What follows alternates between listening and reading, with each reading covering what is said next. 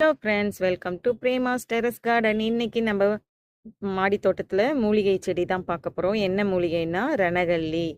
இந்த ரணகல்லி வந்து சிறுநீர் கற்கள் இருக்கு இல்லைங்களா, கிட்னி ஸ்டோன் இருக்கு இல்லைங்களா, அதெல்லாம் கரைச்சி வெளியே தள்ளிடும். இதுக்கு விதைகளே கிடையாது, இந்த இலை தான் விதை. இந்த இலையை எடுத்து திரும்பியும் மண்ணில் ஊனி விட்டோம்னா நமக்கு அடுத்த செடி இந்த இந்த இடத்துல எல்லாம் புதுசாக துளுத்து இன்னொரு செடி கிடைக்கும். இந்த பாருங்க, இலை பாருங்க எப்படி இருக்கு. இதை வந்து துவையலா கூட அரைச்சி சாப்பிடலாம். புளிப்பு தன்மையோடு இருக்கிறதுனால கொஞ்சம் புளி வைக்காம பருப்பு மிளகாய் சேர்த்து துவையல் அரைக்கலாம். இது கிட்னி ஸ்டோன் எப்படி கரைக்குதுன்னா 7 நாளுக்கு எடுத்துக்கணும்.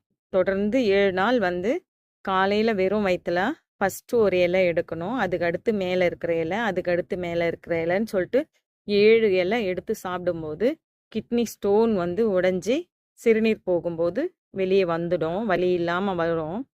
அதனால இந்த மூலிகை செடி எல்லார் வீட்லையுமே வளர்க்கணும்னு சொல்கிறேன் நான். Okay friends, thank you. Happy gardening.